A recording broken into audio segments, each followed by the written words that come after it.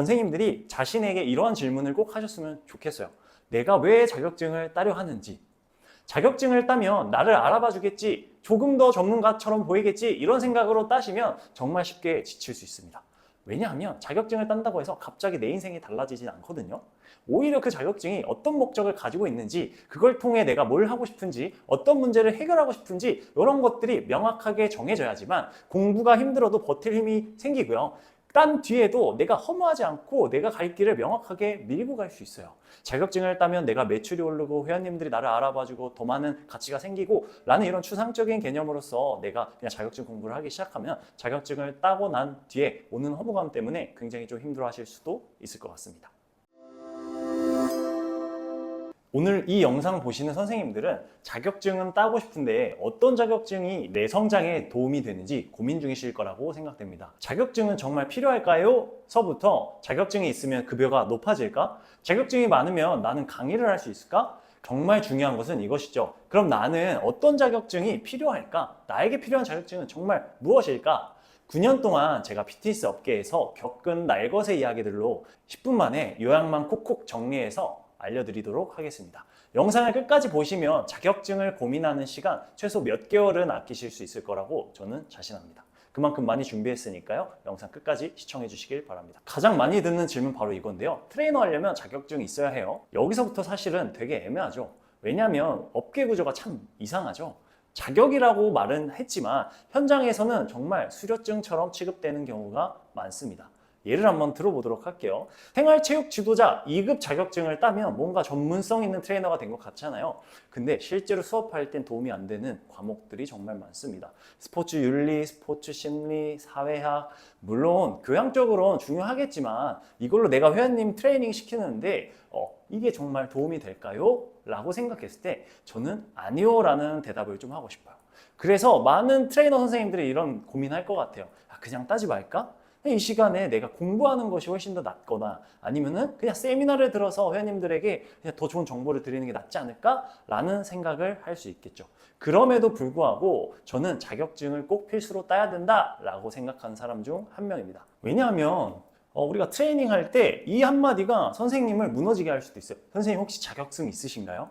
거짓말하기는 뭐하고 내가 자격증 있는 선생님들보다 더 잘 가르치는 것 같긴 하고 이걸 어떻게 설명해 줘야 되지? 라는 딜레마에 빠지실 수 있고요. 혹여라도 내가 트레이닝 하면서 자격증이 없다라는 죄책감 때문에 트레이닝은 정말 퀄리티 있지만 내가 그 찔림 때문에 회원님에게 정정당당하게 설 수 없을 수도 있습니다. 따라서 자격증은 저는 있어야 된다라고 생각하고요. 그래야지만 내가 이 사람의 몸을 책임질 수 있는 자격이 있다라는 스스로의 확신이 들 것입니다. 또한 자격증은 내가 어떤 기준에 맞춰 공부를 했다 하나의 증거이기도 하고요. 지속적인 성장의 출발점이라고 저는 생각을 합니다.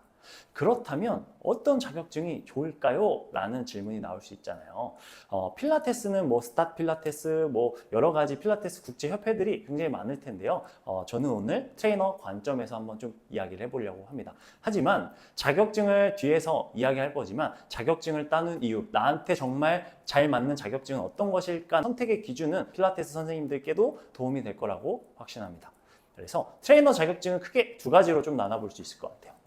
첫 번째, 국내 자격증, 두 번째, 국제 자격증 이렇게 두 가지로 나눌 수가 있을 것 같아요. 국내에는 대표적인 자격증이 이렇게 네 가지가 있습니다. 이 외에도 유소년 지도자 등 뭐가 따로 또 있을 테지만요. 가장 보편적인 건 이 네 가지라고 보시면 좋을 것 같습니다. 생활 스포츠 지도자 자격증은 우리가 흔히 알고 있죠. 응시 조건도 비교적 쉬운 편이라 처음 도전하기 좋은 자격증이에요. 하지만 아까도 말씀드렸다시피 실제 현장에는 공부 내용에 한계가 있습니다.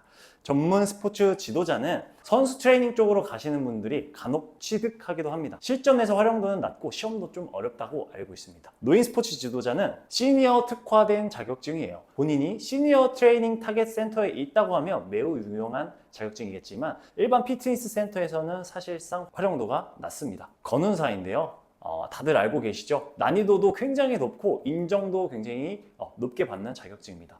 병원 운동 처방부터 운동 생리, 병태 생리, 부하 검사 등 깊이 있는 내용을 공부하게 됩니다. 하지만 단점이 존재하는데요. 전공자가 아니라면 응시할 수 없기 때문에 전공, 체육 전공을 하거나 혹은 학점은행제를 통해 응시하게 되는 경우가 있습니다. 두 번째, 국제 자격증이에요. 국제 자격증은 크게 제일 유명한 3대 단체로 나뉩니다. 국제 자격증은 3개 단체로 나뉘어요. 이름도 헷갈리죠. 나즘, NSCA, ACSM. 굉장히 헷갈리게 됩니다. 자, 근데 이 약어로 보면 헷갈리는데요. 이걸 풀어서 놓으면 굉장히 의미가 쉽습니다. National Academy of Sports Medicine. 나즘은요, 미국 스포츠 의학 아카데미라는 뜻이고요. NSCA는 National Strength and Conditioning Association. 스펠링 맞죠?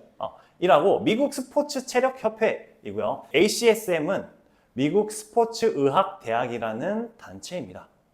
여기까지 이해되셨죠? 여기서 근데 또 헷갈려요. 이 안에서 또 막 이런 것들이 있어요. 뭐 CPT, GS, CS 뭐 이런 것들이 있단 말이에요. 나즘도 CPT가 있고 NSCA도 CPT가 있고 ACSM도 CPT가 있습니다.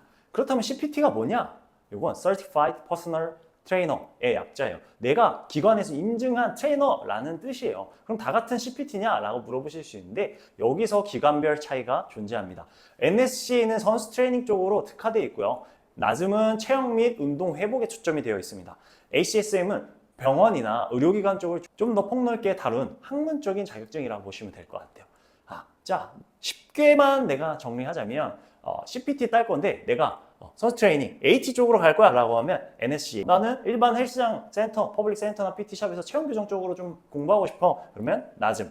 나는 병원이나 의료기관에서 뭔가 내가 취직을 하고 싶어 라고 하시면 ACSM 거 따시면 될 것 같아요. 이것들은 다음에 제가 뭐 자격증편이나 이런 것들을 따로 궁금하시면 찍어서 공유하도록 하겠습니다. 자, 그럼 제가 이제 현장에서 경험했던 진짜 사례를 좀 말씀드리려고 하는데요. 자격증 많으면 급여가 오르나요? 라는 질문이 정말 많이 저한테 물어보거든요. 정답부터 말씀드리면 아니오입니다. 자격증을 아무리 많았다도 급여는 절대 올라가지 않습니다. 왜냐하면 트레이너 급여는 결국 뭐로 측정돼요? 내가 수업을 많이 하거나 혹은 매출을 얼마나 했는가에 때문에 정해지기 때문에 자격증은 사실은 그렇게 큰 도움이 되지 않습니다. 그렇다면 자격증 의미 없나요? 라고 물어볼 수 있어요. 그것 또한 절대 아닙니다. 내가 가진 자격증들을 어떻게 활용하느냐에 따라 가치가 생기기도 하고 아무 쓸모 없을 수도 있어요. 예를 들어 볼게요. 저 CSCS 땄는데요. 저 CES 있어요. 라고 아무리 말해도 회원님들은 그게 뭔지도 모르고요. 그게 대단해 보이지도 않습니다. 궁금해하지도 않고요. 그럼 이 자격증은 아무 소용 없을까요? 아니죠. 이걸 바탕으로 내가 회원에게 어떻게 신뢰를 줄 수 있도록 설계를 하고 시스템을 만드는지 어떻게 활용하는지가 정말 관건입니다. 그렇다면 또 하나, 자격증이 많으면 강의를 할 수 있나요? 이런 질문도 굉장히 많은데요. 자격증이 여러 개 있으면 교육 강사 할 수 있나요? 이런 질문도 굉장히 많이 받는데요. 당연히 할 수 있습니다. 하지만 자격증이 많다고 자동으로 강사가 되는 건 아니에요. 강의를 열더라도 수강생이 있어야 강의를 할 수 있는데요. 선생님의 실력이 아무리 좋다 하던가 그걸 알아봐 줄 수 있는 사람이 없다면 강의를 할 수 없겠죠. 실제 요즘 교육시장 보면요. 자격증이 많지 않아도 브랜딩이 잘 되어 있는 분들이 교육을 이끌고 가시는 것을 굉장히 많이 봤어요. 저도 마찬가지인데요. 제가 수십 개 자격증이 있는 건 아니지만 콘텐츠 기획과 뭐 브랜딩을 통해서 인스타나 아니면 다른 매체들을 통해서 수강생들을 모아 교육을 한 경험들이 꽤 많고요. 그걸로 강의들과 온라인 강의들도 진행을 좀 했었습니다.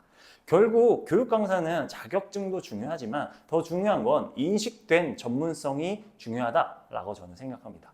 그래서 자격증을 따기 전에 선생님들이 자신에게 이러한 질문을 꼭 하셨으면 좋겠어요. 내가 왜 자격증을 따려 하는지. 자격증을 따면 나를 알아봐 주겠지, 조금 더 전문가처럼 보이겠지, 이런 생각으로 따시면 정말 쉽게 지칠 수 있습니다. 왜냐하면 자격증을 딴다고 해서 갑자기 내 인생이 달라지진 않거든요. 오히려 그 자격증이 어떤 목적을 가지고 있는지, 그걸 통해 내가 뭘 하고 싶은지, 어떤 문제를 해결하고 싶은지 이런 것들이 명확하게 정해져야지만 공부가 힘들어도 버틸 힘이 생기고요. 딴 뒤에도 내가 허무하지 않고 내가 갈 길을 명확하게 밀고 갈 수 있어요.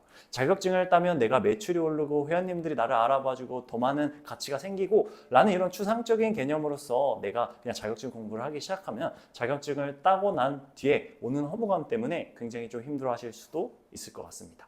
오늘 영상이 조금이나마 선생님들 방향 설정에 도움이 되셨다면 좋겠습니다.